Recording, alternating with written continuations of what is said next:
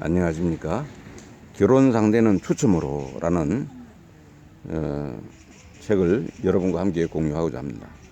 결혼 상대는 추첨으로, 결혼에 관한 새로운 생각이라는 부지가 붙어있는 결혼 상대는 추첨으로. 이는 참으로 일본에서만 있는 게 아니라 결혼이라든지 그 다음에 출산율이라든지 이런 여러 가지 국가적인 그런 큰 어떤 문제 때문에 이런 결혼 상대는 추첨으로라는 이런 소설도 나오게 되지 않나 이런 생각입니다.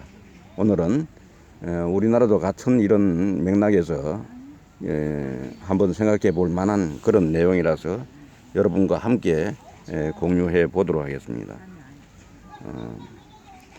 국가가 나의 결혼 상대를 정해준다. 제목 다음으로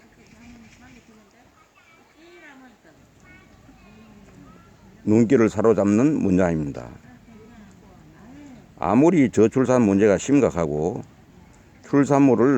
출산율을 올리기 위해서 각종 대책이 만들어진다고 하지만은 세상에 나 어떻게 이런 황당한 생각을 할 수 있을까 이 생각해 봅니다. 강제로 맞선을 보고 결혼하라는 제도입니다. 세계 설정을 봤을 때에 딱 일본답다 싶은 생각이 들었습니다. 그러다고 우리나라도 영 예외는 아닐 거라는 이런 한번 엉뚱한 생각을 해볼 수 있는 그런 테마가 아닌가 이런 생각이 들었습니다. 초고령화 사회를 넘어서 초초고령화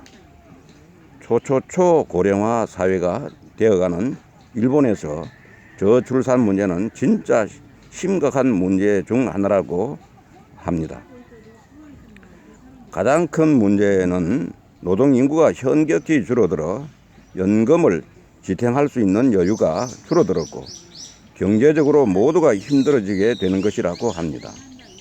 아니 이젠 기업에서 일할 사람이 부족해서 경쟁력이 점차 떨어지는 것도 문제라고 합니다. 우리나라의 젊은 사람들이 일본 쪽으로 취업이 늘어난 이유 중 하나이기도 합니다. 그런 나라에서 저출산의 문제는 떨어진 기혼율을 먼저 올리자는 아이디어가 있었나 봐요. 기혼율을 올리기 위해서는 어떻게 해야 할까 생각해 봅니다. 고민하다 나온 생각 중 하나가 강제로 맞선을 보게 하는 것이죠. 이 작가는 강제 맞선 결혼이라는 기막힌 생각을 소설이라는 공간을 빌려서 현실로 만들어 버렸습니다. 결혼 정년기에 사람 중 결혼을 하지 않은 사람들은 모두 대상이 됩니다. 너무 동떨어지면 안 되기에 비슷한 지역으로 한정합니다. 기준은 등록 거주지입니다. 대상자는 단 하나의 희망사항을 적어서 담당국에 제출합니다. 담당국에서는 어떤 방법을 통해서 무작위로 짝을 지어 대상자들에게 통보합니다. 국가 정책이기에 강력한 강제성이 있으며 벌칙으로는 대테러 박멸대에서 2년간 복무하는 것입니다. 벌칙 조항을 보고선 코웃음이 났죠. 개인적으로 자기 만족 추구하는 편이라서 까짓것 군대에 2년 복무하고 나는 게 더 좋겠다는 생각도 했습니다. 일본은 입대하면은 월급도 많이 나오겠다. 전역 후에 스펙이 하나 생기고 직업 군인으로 입대하는 게 아니니까 상대적으로 훈련 강도도 낮을 테고 또 2년이라는 시간 동안 아무 걱정 없이 자신을 돌아볼 수 있는 시간도 되겠다. 얼마나 좋습니까? 전쟁 국가도 아니고 겨우 테러 지원이니까 군에서 이문사할 일도 없을 테니 특히 한류의 영향으로 입대하는 일도 있겠다 그런 생각을 해봅니다. 평생을 함께할 사람을 찾는 일인데 강제로 맞선 바타고 마음에 들지 않는 사람과 평생 하는 것보다 그보다는 2년이란 시간을 버는 게 더 좋겠다는 판단이죠. 또 3번의 기회 중에서 어쩌면 마음에 드는 사람을 만날 가능성도 있으니 이상하지만은 괜찮겠네 싶은 그런 생각도 하게 됩니다. 작가는 소설 속에서 어떻게 현실로 만들었을까 본격적으로 소설을 읽어가면서 한번 생각도 변화되는 것을 알 수가 있습니다. 우선 대테러 박멸대에 입대하는 것은 그 사회에서 공포로 자리 잡고 있다는 것입니다. 비록 지원부대라고 해도 엄청난 익명을 가진 것으로 설정을 했나 봐요. 국내에서는 특수부대 병사로 전역하면 더 고생했다고 알아주긴 하는데 전역 후에는 뭐 그냥 다 같은 아저씨일 것입니다. 책의 등장인물들은 다양합니다.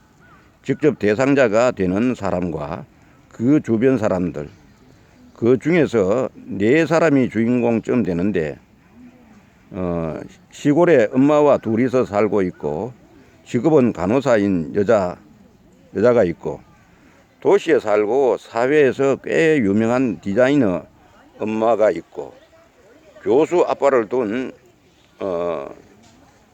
직업은 여행사, 가이드를 하는 남자도 있고 아빠는 중견기업 창업주, 엄마는 가정주부, 할머니 인맥으로 방송사에 입사해서 라디오국에서 엽서를 분류하는 일을 하는 여자도 있습니다.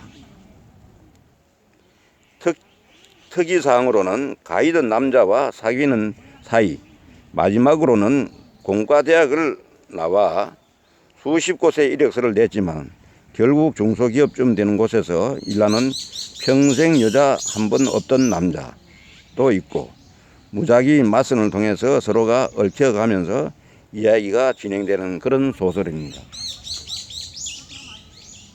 저자는 책을 통해서 아주 간단한 사실을 이야기하고 싶었던 것 같습니다.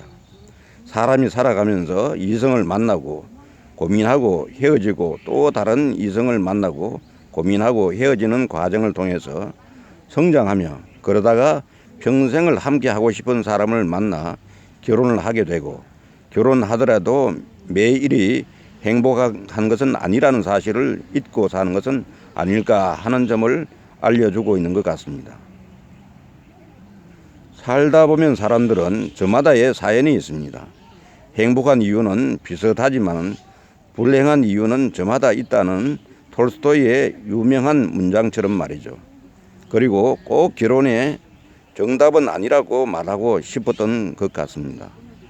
저출산 대책으로 황당한 아이디어를 냈지만 결국 시행 몇 년 만에 법안이 폐지되죠.